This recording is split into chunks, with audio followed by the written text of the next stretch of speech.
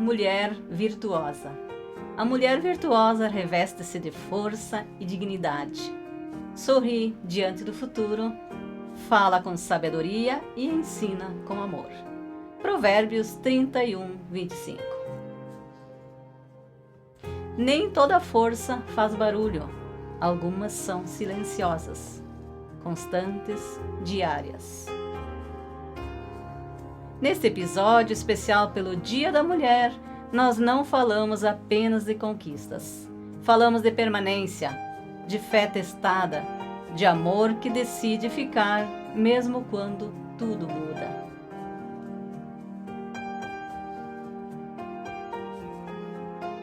Porque tudo ia tão bem, até que um diagnóstico inesperado transformou o futuro em incerteza. O que acontece quando a vida passa a ser medida em exames, sessões de hemodiálise e espera por um transplante?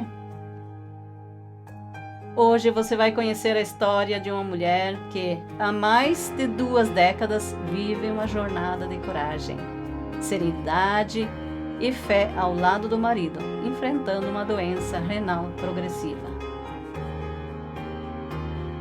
Olá, gente querida, é com a graça de Deus que começamos mais um episódio do Super Mulheres na Liderança.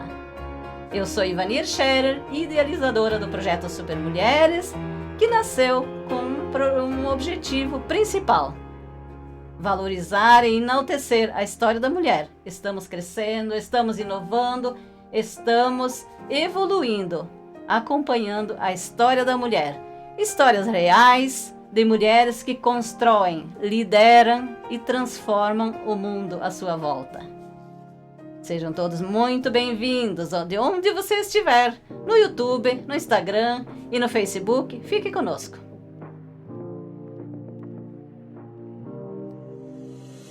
Hoje eu recebo uma super mulher que construiu uma linda trajetória como educadora, mas que logo no início do casamento precisou assumir uma missão que não estava nos planos.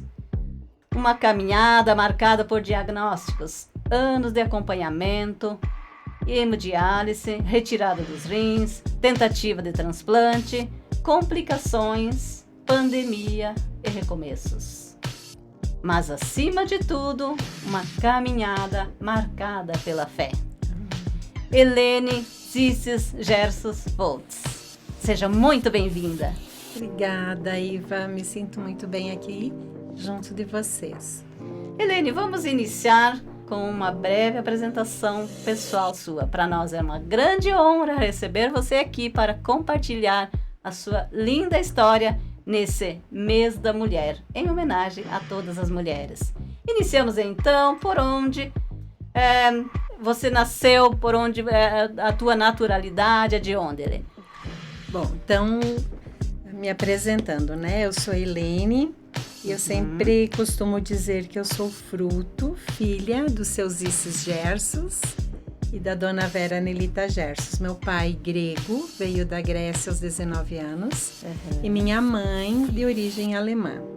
Juntos eles formaram a nossa família lá em Panambi, cidade do interior do Rio Grande do Sul. E junto da minha irmã, meu irmão mais velho, hoje já falecido.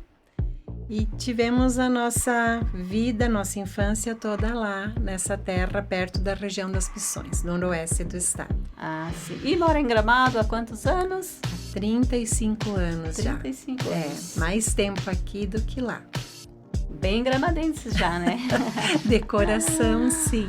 De coração, já se habituaram com o clima daqui há muito tempo já, da né? cidade, cultura, uma imersão já.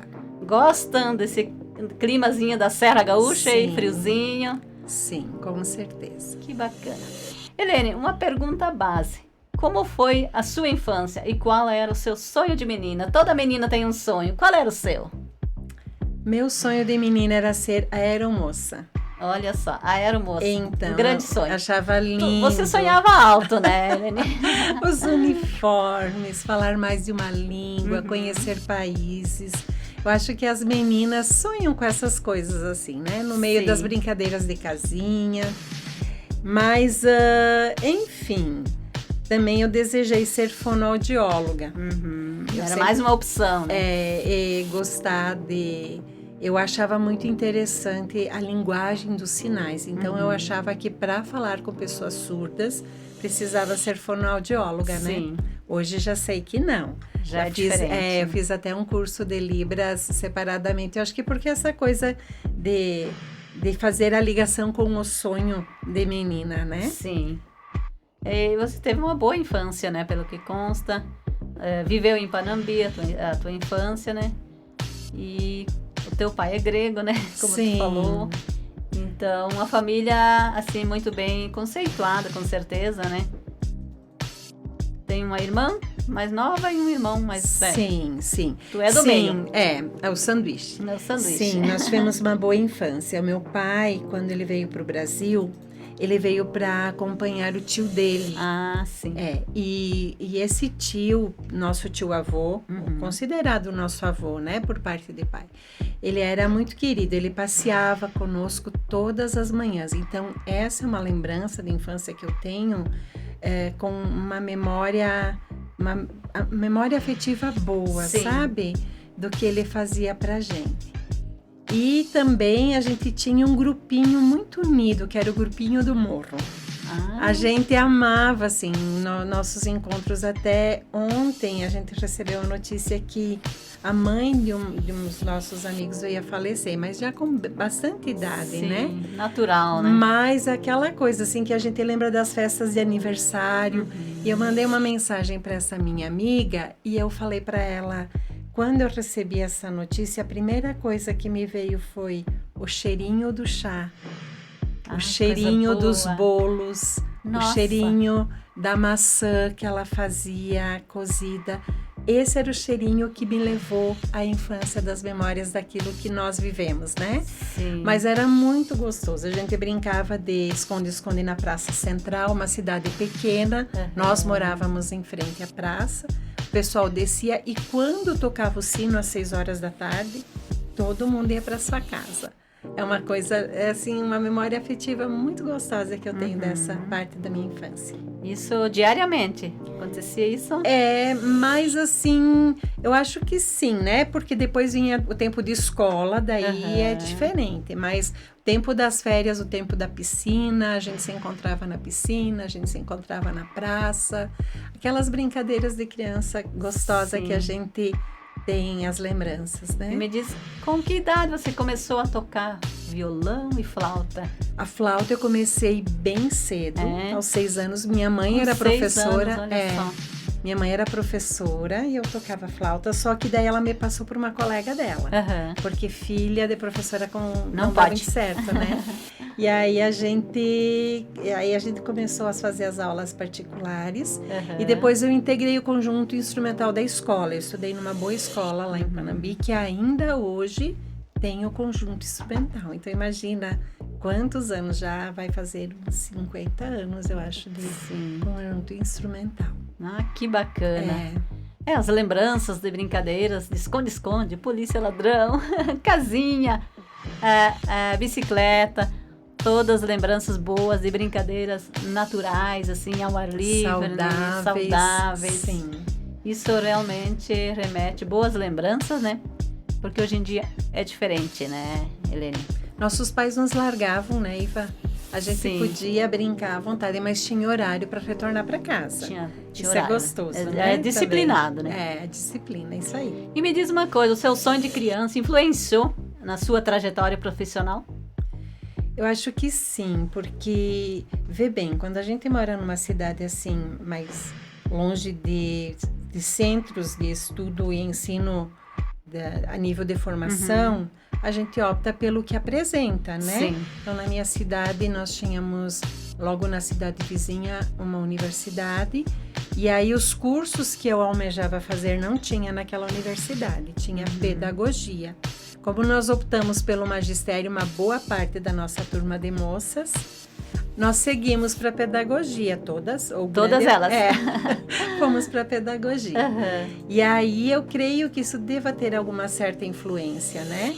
Certamente. Do que eu gostaria de fazer, Mas hoje eu vejo assim, o quanto foi bom eu ter feito pedagogia, porque foi a área que eu me encontrei como professora, como mestre. Sim. Foi bem importante para mim. Então vamos falar, como foi o seu trabalho como educadora? Eu comecei muito cedo, eu comecei com 15 anos substituindo professoras. E depois na escola, a minha escola de 1º a 8º ano era uma escola particular. Eu entrei para aquela escola e aí eu trabalhei dos meus 16 aos 21, 22 anos ali. Depois eu fui para a rede pública municipal, onde eu tive a oportunidade de trabalhar na Secretaria da Educação. E nesta época também eu fiz o concurso estadual e passei também. Então eu tive a oportunidade de conhecer essas 3 redes, a particular, a municipal e a estadual, na minha cidade, Panambi. Depois eu vim para Gramado fazer parte do conjunto Nova Estrada, da missão Janssen, na época, hoje Tic-Bion. E aí eu ingressei na rede estadual aqui em Gramado. Fui professora então na rede estadual até me aposentar. Mas concomitantemente trabalhei numa escola particular e depois que saí da rede estadual, veio minha aposentadoria, tive a oportunidade de trabalhar mais 2 anos na Secretaria Municipal de Educação, Sim. onde conheci as escolas municipais de Gramado. Certo. Um dos textos que mais marcou na tua vida, no tempo de magistério, Sim. tempo que tu lecionou, Sim. como foi? Eu deixei essa dica, né? É interessante porque é um texto que me acompanha. Eu lecionei todos eles. E nesse texto, o autor fala sobre os diversos alunos que ele lecionou. Me chamou muito a atenção, porque de fato é para todos os professores isso, né? Sim. E aí no texto, hoje, se eu fosse escrever o meu texto, eu escreveria também. Eu lecionei arquitetos, engenheiros, advogados, professores, médicos, e hoje já não tenho mais alunos presentes aqui, já perderam suas vidas, né? E o texto menciona, assim, que ele lecionou presidiários, ele lecionou traficantes. Na nossa vida não tivemos só a oportunidade de ver os alunos alcançando bons êxitos. Alguns deles não alcançaram o êxito que um professor, ou mesmo um pai e uma mãe almeja, né? Então, nesta trajetória toda, eu diria que se pudéssemos olhar para trás e ver aquilo que almejamos dos alunos, ficamos felizes de ver o progresso de muitos deles, né? Sim. Falávamos da Kátia, inclusive, sim, né, Iva? Inclusive, com muito orgulho, eu sempre digo, a Helene, nós carinhosamente chamamos de Prof. Helene, porque ela foi professora da minha filha, da Kátia. Isso lá nos anos iniciais, né? E foi muito bom. Eu vi ali no texto que tu descreveu uma parte pra gente que tu formou, que tu lecionou para publicitários hoje. Hoje a nossa filha, a minha e do Cláudio, meu esposo, é publicitária. Publicitária formada, tem a sua agência de publicidade, a Join Publicidade. Então é com muito orgulho que eu sou grata a você, Helene, que deu os primeiros passinhos dela na educação. E é uma alegria para a gente como professora. Tem uma colega minha que diz, quando vê os alunos formados, ela sempre diz que isso é salário. É verdade. É verdade. Isso faz parte do nosso salário, da nossa alegria de vê-los assim. Sim, é verdade. É bem isso, porque tem, né, no caso, uma retribuição. Tu vê ela crescendo, né? Sim. Tu vê ela se formando, ver ela se estabilizando na vida, ver, né? Ver que a cada gente contribuiu pessoa que tu com contribuiu isso também, né? É uma contribuição de, às vezes, um ano, às vezes nós repetimos o ano mais de uma vez com as crianças, mas a gente fez parte desta educação da vida deles também. Sim. Isso é bem precioso. Então, Prof. Helene, a sua trajetória foi muito boa, muito intensa como educadora. Hoje é aposentada, né? Já há quanto tempo? Olha, vai fazer, eu acho que 8 anos. 8 anos. E depois que você se aposentou, surgiu uma ideia. De onde partiu a ideia de ser uma personal organizer? Então, quando eu já estava prevendo a possibilidade da aposentadoria, eu pensei, vou fazer alguma coisa que eu possa seguir depois. Sim. E aí fiz um curso de personal organizer, que serviu muito para mim como pessoa, a conhecer as técnicas da organização, os modos da organização. Em geral, sempre fui uma pessoa que tentou se organizar. Sim. Não sei se organizada. Que procurava ser organizada. Né? Mas as técnicas de organização, elas me favoreceram como pessoa, e isso me dá a oportunidade de auxiliar outras pessoas a se organizarem também, né? E aí eu conheci a minha colega Márcia, que também participa comigo nessa nossa dupla de organização. E agora seguimos quando temos a oportunidade de fazermos a organização personalizada. E é muito... Deve ser gratificante também, né, Helene? Tu chega ali num quarto que tá assim, ó, precisando de uma organização. E quando vocês saem, eu já tive o prazer de usufruir dos serviços da Helene como personal organizer. Ela deixa os roupeiros como uma loja. Nossa, dá gosto de ver, dá pena de mexer. Fica tudo ajeitadinha a roupa no seu devido lugar, dobradinha devidamente. Então, deve ser também gratificante também para vocês, né? Eu sempre digo, Iva, que assim, ó, no nosso dia a dia, a gente tem tantas coisas para fazer e pensar e agir. A profissional que está fora de casa, ela chega em casa, muitas vezes não é o guarda-roupa a primeira coisa que ela vai ver, né? Muito pelo contrário, chega, larga a roupa na cadeira ou larga a roupa em algum lugar e ali vai ficando e acumulando, né? E aí, quando chega alguém que pode fazer pela gente, é diferente. E quando a gente chega e está tudo organizado, parece que a mente da gente se organiza. Sim. Ou a agenda da gente se organiza, a rotina da gente se organiza. E tudo isso favorece o nosso dia a dia. Sim. E as suas conquistas profissionais, Helene? Quais foram as maiores, assim, que te marcam? Eu acho que, como nós falamos antes, né? A vida de cada criança marca.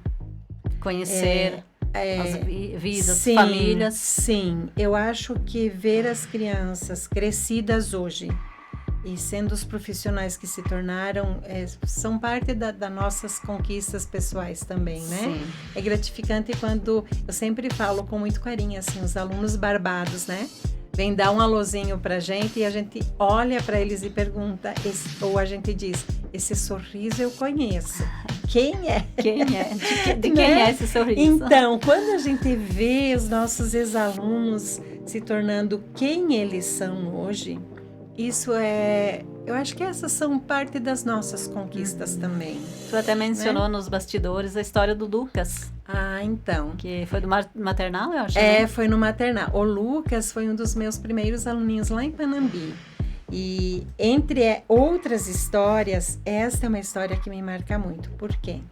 Quando o Lucas era pequenininho, 2 ou 3 anos, a mãezinha dele teve que fazer um tratamento e alguma coisa no cérebro. E aí ela precisou se ausentar um bom tempo. E aí eles traziam o Lucas para a escola, né? E eu perguntava como é que estava a mãezinha dele. E aí eu sempre dava um recadinho assim, qualquer coisa, diz para ela, o Lucas está bem. Eu estou cuidando do Lucas, né?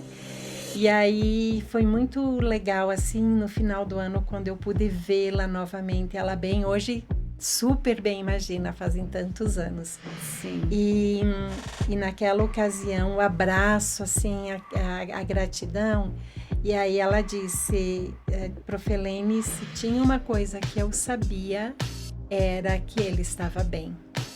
Para alguém que passa por um tipo de tratamento e precisa saber que os seus filhinhos estão bem e que está com uma boa profissional, então isso para nós também é gratificante, né? Sim. E foi muito especial, ganhei deles um cartão de Natal. Eu acho que é por isso assim que é uma história que me marca muito, onde eles diziam assim, e no final assim do cartão, e se tem uma frasezinha que o nosso filho sempre fala, é que um dia ele quer casar com uma mulher como você, né? Uau. Então isso é para uma criança pequena, Sim, sentir o amor, né?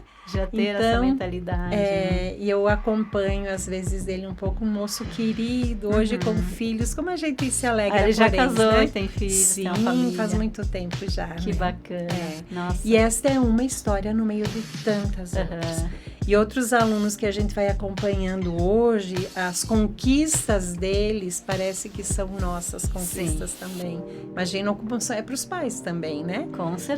Mas para um professor, isso se faz muito presente. Nossa, deve ser muito bom esse sentimento, né? De missão cumprida também, né, Helene? Missão cumprida. Uma semente plantada. Uma né? trajetória linda que marcou com boas lembranças, né? Sim. Que bom. Helene, falamos bastante sobre a vida profissional da nossa convidada de hoje. Agora a gente vai falar sobre a vida pessoal. Tudo ia tão bem para o casal, quando um certo momento da vida deu-se início a um grande desafio. Como foi receber a notícia de que a partir dali tudo iria mudar? Eu acho que foi uma coisa meio gradual, sabe, Iva? Não foi assim uma coisa repentina, não. Quando a gente recebe uma notícia repentina, parece que o nosso chão se abre, né? Isso para todos nós. Mas para nossa situação, não. Porque o Leandro já tinha um histórico de saúde que a gente dividia, onde ele desde pequeno teve que ter alguns certos tratamentos. Sim. Mas não que ele tivesse a doença renal que ele tem, que na época, rins policísticos. Tivemos até que pesquisar o que eram rins policísticos, né? Mas as dores, as consequências que isso causa no corpo. E então nós fomos trabalhando isso, de um médico passamos para outro por orientação do próprio médico, procurando especialistas, e aí fomos sendo orientados de pouco a pouco, e isso aconteceu logo depois do nosso casamento. Então nós já, digamos que aprendemos a conviver juntos com esse diagnóstico. Né? Sim, ele já fez parte, então, já fez parte da união de vocês. Desde o início. Certo. E você compartilhando tudo, assim, assumindo a missão como esposa, como parceira, como companheira, sim, como enfermeira. De tudo um pouco, né? De tudo um pouco, sim. né?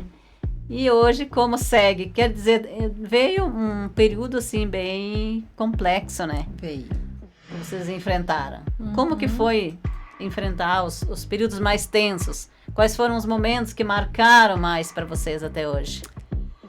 Então, quando nós soubemos dessa questão dos rins policísticos do Leandro, e nós não conhecíamos e nem sabíamos o que era, fomos à pesquisa e à busca. No início, eu me neguei a querer saber o que era, porque o Leandro não tinha as características que o médico apresentou que ele deveria ter, que era muita dor, aliás, uma dor insuportável, né? Ele no início não tinha, então isso gradativamente foi se apresentando. Sim. Até chegar ao ponto dele ter que retirar os 2 rins. Um rim, ele tem em média de 10 a 15 centímetros, mais ou menos assim. A do Leandro já estava em torno de 30 centímetros. Nossa, mais que o dobro. O dobro. Tanto que quando ele foi retirar os rins, ele precisou fazer uma certa drenagem, porque todos os demais órgãos já eram apertados, né? Coração, pulmão, foi uma sequência de fatos assim. Sim. E aí começamos a aprender com isso. Então, antes da retirada dos rins, quando já não estava mais em pleno funcionamento, a médica, eu posso citar o nome? Com certeza, fica à vontade. A doutora Miriam, nefrologista, eu sempre falo, um anjo na nossa vida. Ela nos orientou muito a respeito disso. Sim. Então, ela foi nos ensinando, assim, o que fazer de pouco a pouco, fazer a fístula para a hemodiálise. E ela fala aquilo com tanta calma, sabe? Porque faz parte do jeito do trabalho dela, né? Sim. Então, ela nos orientou a fazer a fístula, ela nos orientou aos poucos como tudo seria. E tudo parecia tão normal para ela. Certo. Mas para nós, tirar 2 rins primeiro, que nós nem sabíamos que podia viver sem os 2 rins, né? Foram tirados os dois ao mesmo tempo. A sugestão é que não seja assim, mas no caso do Leandro foi necessário. Que não seja assim porque os rins produzem, eu não sei se eu vou usar o termo correto, enzimas ou proteínas que o corpo precisa. Mesmo o rim não funcionando, não filtrando como deveria, ele produz e isso favorece para o corpo a produção de alguma coisa assim importante para o corpo que agora me fugiu o termo, né? Mas é sugerido que não se tire o rim. Tanto que depois que o Leandro recebeu um rim com o transplante, ele precisou tirar novamente o rim. Não deu certo por 1 ano e meio, mas depois esse rim ele precisou ser retirado. E aí os médicos relutaram muito para não tirar esse rim, por causa do funcionamento que ele tem, mesmo que não seja apenas para filtrar. Sim, e por que ele teve que ser retirado? O Leandro teve... peraí que eu tenho aqui anotadinho para eu não esquecer. Ele teve...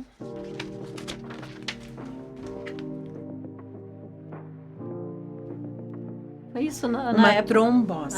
Isso foi na época do Covid. Sim, ainda. Da Covid. Depois da Covid, sim. O rim trombosou. Nossa. E aí, as hemodiálises? As hemodiálises, elas acontecem 3 vezes na semana. 3 vezes na semana? 3 vezes Quais são na os semana? dias? Terça, quinta e sábado.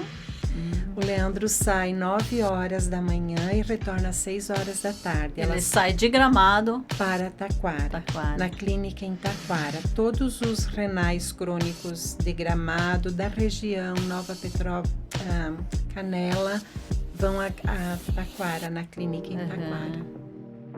E durante esse transplante, esse período ali que foi feito o transplante, ele ficou em torno de 60 dias internado? Sim, 65 dias. Nossa, se o rim tivesse logo um funcionamento, ele ficaria provavelmente de 10 a 15 dias. Sim. Mas é toda uma... Deu complicações? Muitas. O que não é, eu sempre procuro dizer, o que não é o comum e o normal para todos os transplantes. Mas no nosso caso aconteceu. E a gente já tinha tido a oportunidade de outras 2 vezes ser chamado para o transplante. Uma vez o Leandro estava na maca para ser chamado para o transplante. E aí uma pessoa que havia rejeitado primeiro o transplante aceitou novamente. Então ele passou na frente. Nossa. E o Leandro não pôde. Que momento, hein?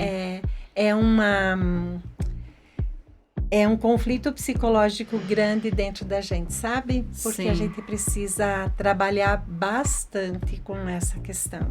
Sim, para não desanimar, né? Sim. Para buscar forças, né? Sim. E ali consta também, né, como os momentos mais tensos, né? Toda notícia inesperada era Sim. tensa, né? Então, uma dessas, vocês estavam preparados já, esperando, e foi para um outro. Tinha uma época que quando tocava o telefone a gente já se questionava Porto Alegre, né? Porque quando tem o chamamento para isso, em 2 horas a gente precisa estar em Porto Alegre. Estar lá. Precisa. Então nós já temos a mala pronta ou semi-pronta com as coisas básicas, daí só muda alguma coisa, ou para inverno ou para verão, né? Mas senão nós temos o básico pronto, assim. Sim. Sim. Mas né, nessa nossa troca, assim, que tu perguntas sobre os momentos mais tensos, né? Eu acho que tudo que nos causa, assim, uma certa inquietação a respeito da nossa saúde, isso nos deixa tensos, né? Tudo uma notícia inesperada, uma chamada que precisa ser feita. Então, no nosso caso, é um dia a dia de esperas, de expectativas, mas também, como nós falamos, nós temos uma entrega da nossa vida pessoal para Deus, então a gente sabe que Ele está no controle de todas as coisas. Com vocês, né? E Ele tem também altos e baixos na pressão, né? O Leandro, sim. Tem dias que a pressão fica muito baixa, a pressão dele. Nos últimos 3 anos, desde a retirada do terceiro rim, do rim transplantado, o Leandro convive com a pressão 6x4, 7x5. Muito próxima, né? Muito. E muito baixa também, muito baixa. Sim. Então, é uma outra... Eu acho que eu posso dizer assim, vitória ou conquista que a gente tem, que a fístula dele continua funcionando nesses 10 anos, mesmo com a pressão baixa. Porque uma fístula pode parar com essa pressão. Sim. Alguns colegas com a pressão 10/8 ou com a pressão 9/7, eles acabam tendo que ir para o hospital.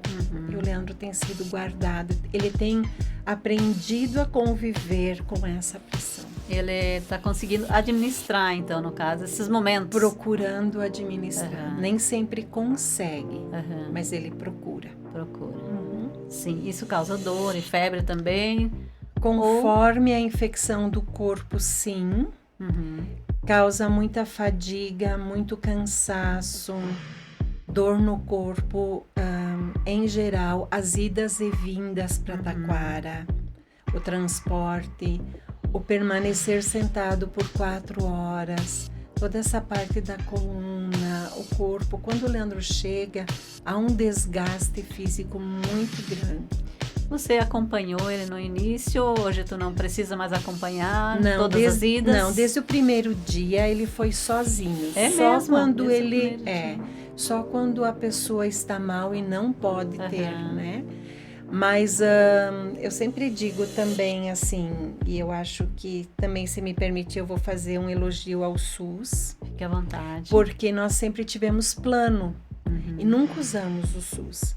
E de repente, da noite para o dia, literalmente, nós precisamos disso. SUS. Né? E foram bem atendidos, são bem atendidos? Muito. Nós fomos no posto de saúde em Gramado e eles nos atenderam de um modo que foi mais ou menos assim. Na noite anterior, nós ganhamos um e-mail da doutora Miriam dizendo: não gostei dos exames, amanhã começamos hemodiálise. Imagina, né? Olha, mais um momento tenso, né? Uma noite. E aí nós tivemos que providenciar toda a documentação. Sim. A gente já estava mais ou menos encaminhado para isso, mas não imaginamos que seria tão imediato. Sim.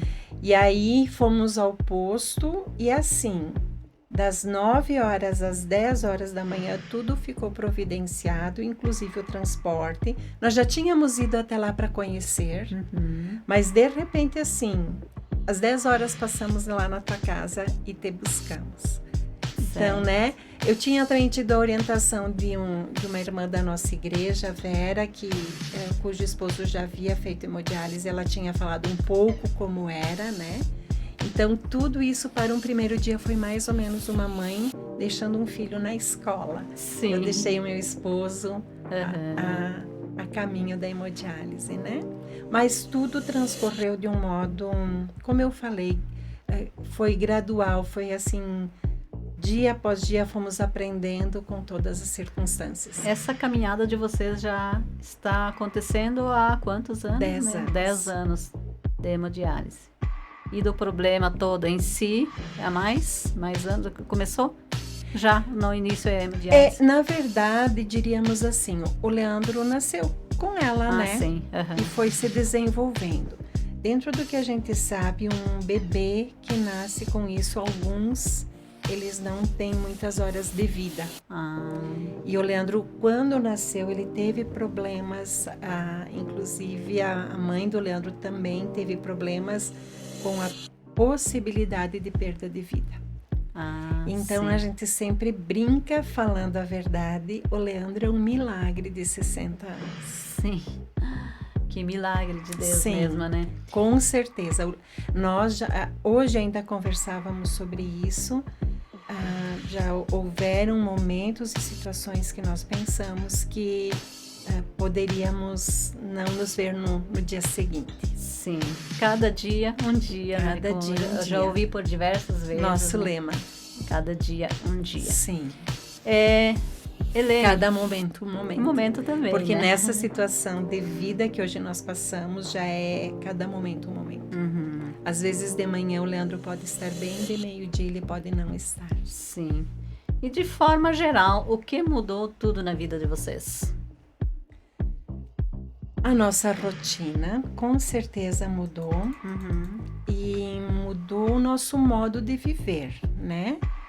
Hoje, tudo depende do fator hemodiálise. Uhum. O Leandro não pode ficar sem hemodiálise. Um renal crônico, né, nesse estágio, não pode ficar sem hemodiálise. Então, por exemplo, nós não podemos viajar para longe, até pode.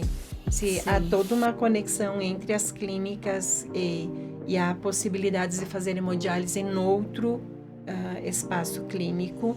É um sistema muito lindo. Quem está ali dentro e vê, mas às vezes não é tão possível quanto, né?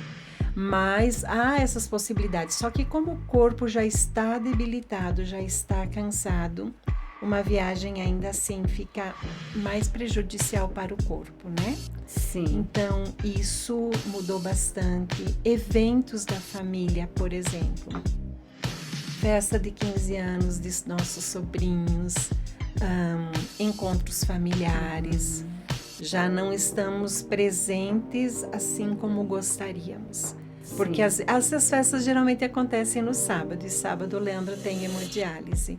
Então, muitos momentos assim, nós sentimos isso. Eu sinto, por exemplo, o fato de não poder ir até minha cidade natal visitar minha mãe e minha irmã. Sim. Elas vêm com mais frequência. Com certeza, de 3 a 4 vezes ao ano, elas vêm justamente por essa nossa necessidade maior, né? Mas que bom que elas têm essa possibilidade, saúde para vir, né? Sim. Visitar vocês. A minha mãe já está com 85 anos e enfrenta jovem, uma viagem de 400 quilômetros. Ai, que maravilha. 6 a 7 horas para estar conosco. Que bom. Inclusive mudou também na vida profissional, né? Do Leandro. Sim. Pelo que eu sei, ele é pastor, né? Uhum. Vocês estavam ministrando uma igreja, né? Sim. E fala um pouquinho sobre essa passagem ali, como é que foi? Então, quando o Leandro saiu do trabalho onde ele estava, o Leandro trabalhava nas lojas Renner em Porto Alegre, depois os móveis Serra aqui em Gramado. Nós começamos a auxiliar os pastores Elton e Mônica.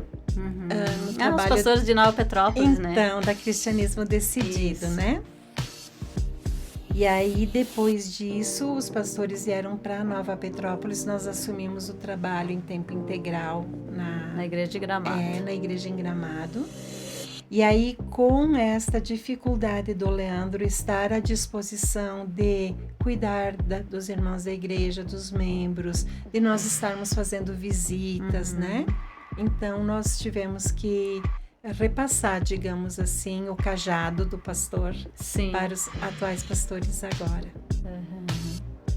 Isso foi difícil? Como é que foi, assim, aceitar a situação de ir parando, ir entregando e passando o cajado?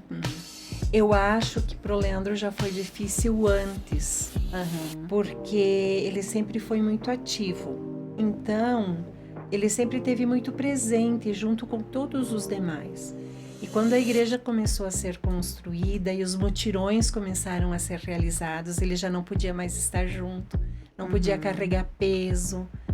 E isso foi um pouco mais difícil para ele. Eu lembro que na ocasião eu falei assim, querido, se tu não consegue estar junto no mutirão, tira foto, faz o registro, né? E aí ele começou a fazer o registro dessas coisas. E aí acabou sendo quase que um hobby para ele, né?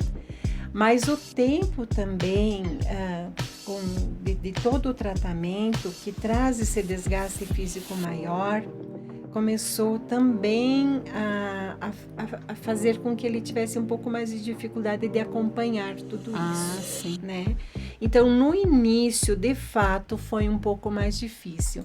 Mas, como eu falei, a gente vai entregando essas coisas todas nas mãos de Deus e eu acho que Ele vai trabalhando o nosso coração também. E para você, Helene, como foi, né? Tu aceitar que... assim como ele teria que parar, digamos, você também. Eu acho que foi normal. Eu sou uma pessoa fleumática, né? Sou assim tranquila, eu não tenho muito problema de não aceitação. Certo. Eu sou bem tranquila mesmo, né? E eu tenho assim um momento na minha vida que eu acho que foi muito importante para mim, quando esses picos de questionamento nos vêm assim, por que isso está acontecendo, de que forma, né? E eu falei com o Senhor Deus e me veio uma imagem muito forte dentro de mim, foi de que quando nós estávamos lá no altar, no nosso casamento, o Senhor já sabia de tudo isso. Olha só. Então para mim isso foi uma chave que Ele me deu. Ele já sabia. Então eu estou fazendo a minha missão como esposa e vamos lá. Sempre juntos. Eu diria assim, se eu falasse tranquilo, eu falaria a palavra tranquilo sem a profundidade que ela alcança. Sim. Porque não é tranquilo todo dia, né? O que eu quero dizer, não é tranquilo as reações. Às vezes eu vejo que tá mais difícil pro Leandro. Ninguém fica tranquilo quando vê uma pessoa não bem. Com certeza. Né? Mas estar ao lado dele, eu sempre digo, 2 palavrinhas chaves, vamos lá. Certo, vamos lá. Força aí. Tá, nós vamos para um pequeno intervalo e voltamos em seguida com a mensagem de coragem, fé e esperança para outras mulheres que por acaso estejam enfrentando situações desafiadoras, como a da nossa entrevistada de hoje, a Helene. Ela tem uma mensagem para encorajar você, que às vezes, né, você, eu, nós, às vezes a gente até reclama por pequenas coisas.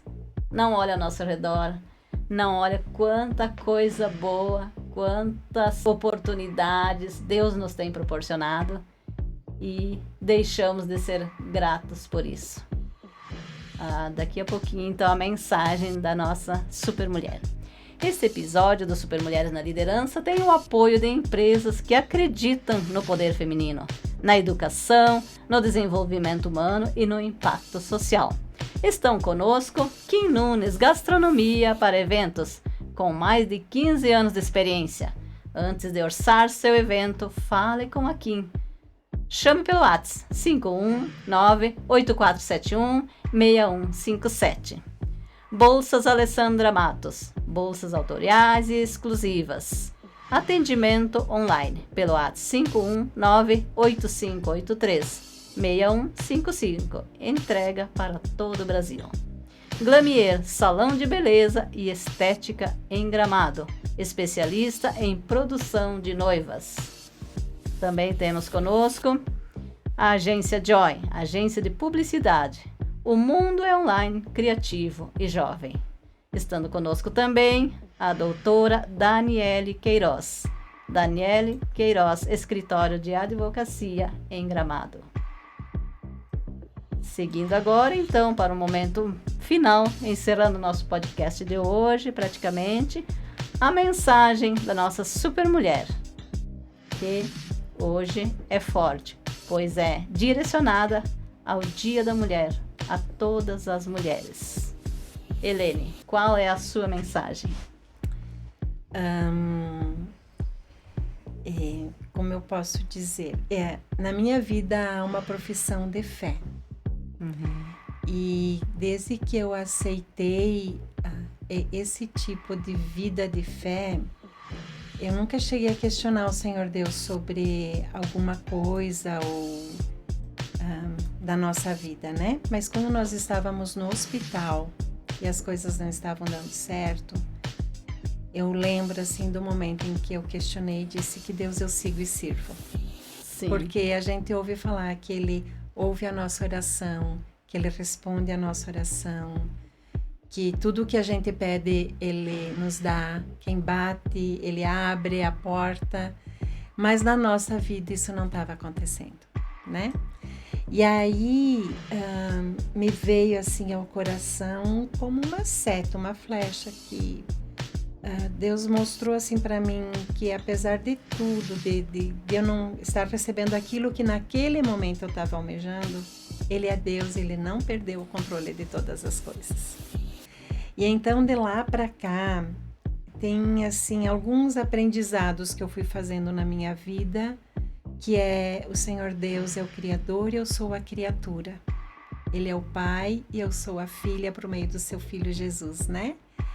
E aqui na Terra Ele nos deu o Espírito Santo que nos conduz. Então, nesta condução eu fui aprendendo que tudo o que nós recebemos é uma aprendizagem, tudo.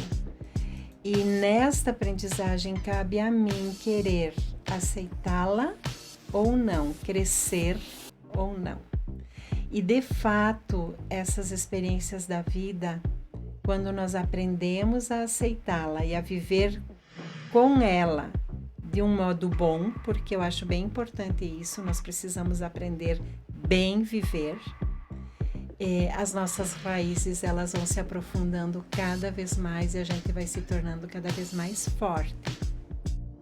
Embora hajam situações que nos enfraqueçam também, né? Mas eu posso dizer assim que dentro de tudo isso, do entregar essas situações para Deus, que é o nosso Criador, que é o nosso Pai, que nos fez, que nos conhece e que sabe do que precisamos, tudo fica mais fácil. Ok, muito obrigada. Muito bem. Esse é o Super Mulheres na Liderança, onde histórias viram autoridade, onde mulheres se tornam referências. Sigam o nosso canal, acompanhem nossos cortes no Instagram e no Facebook e façam parte desse movimento que valoriza a força feminina. Obrigada, Helene, com muito carinho agradeço pela tua participação e foi uma imensa honra para nós receber você aqui e compartilhar a sua história. Obrigada, Eva, foi para mim também. E se tu me permite, eu gostaria ainda de fazer um pequeno adendo assim, de dizer que nós somos gratos a Deus pela vida. A nossa gratidão é sempre, eu sempre falo para o Leandro, são acréscimos que o Senhor está dando, então nós precisamos saber o que Ele quer conosco. Agradecer a nossa família, agradecer à igreja, aos irmãos, aos amigos, aos conhecidos. E ainda nós temos uma rede de apoio, que eu chamo assim o nosso grupo SOS, que quando nós precisamos, a gente liga para a rede de apoio em todos os sentidos. Nossa descida para Porto Alegre, quem vai ficar com a nossa casa, quem vai ficar com o nosso cachorrinho, quem vai nos ajudar a organizar. Então, todos esses, a nossa gratidão, mas principalmente a gratidão ao nosso Deus. Certo. Muito bem. Assim encerramos o nosso episódio de hoje. Agradecendo a Deus por esta oportunidade. Um super abraço a todos e até o próximo encontro.